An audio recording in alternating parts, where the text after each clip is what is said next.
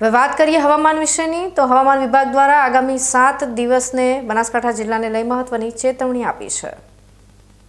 બનાસકાંઠા જિલ્લાના લોકો માટે મહત્વના સમાચાર હવામાન વિભાગ દ્વારા જાહેર કરવામાં આવ્યા છે। હવામાન વિભાગ દ્વારા આગામી 7 દિવસના હવામાનનું પૂર્વાનુમાન જાહેર કરવામાં આવ્યું છે, જેમાં 3 દિવસ બનાસકાંઠા જિલ્લાના ગરમીથી સાવધાન રહેવાની સૂચના આપવામાં આવી છે। હવામાન વિભાગના જણાવ્યા અનુસાર આજે 8 માર્ચથી હવામાન જાહેર કરવામાં આવેલા પૂર્વાનુમાન મુજબ 8, 9 અને 10 માર્ચ સુધી બનાસકાંઠા જિલ્લામાં ગરમીનું પ્રમાણ વધવાની ચેતવણી જાહેર કરવામાં આવી છે અને ત્યારબાદ 11, 12, 13 અને 14 માર્ચ દરમિયાન કોઈ ચેતવણી આપવામાં આવી નથી। એટલે આજથી મંગળવાર સુધી બનાસકાંઠા જિલ્લામાં ગરમીનો પ્રકોપ વધવાની પૂરેપૂરી સંભાવના છે, જેને લઈ બનાસકાંઠા જિલ્લાના લોકોએ સાવધાન રહેવાની જરૂર છે।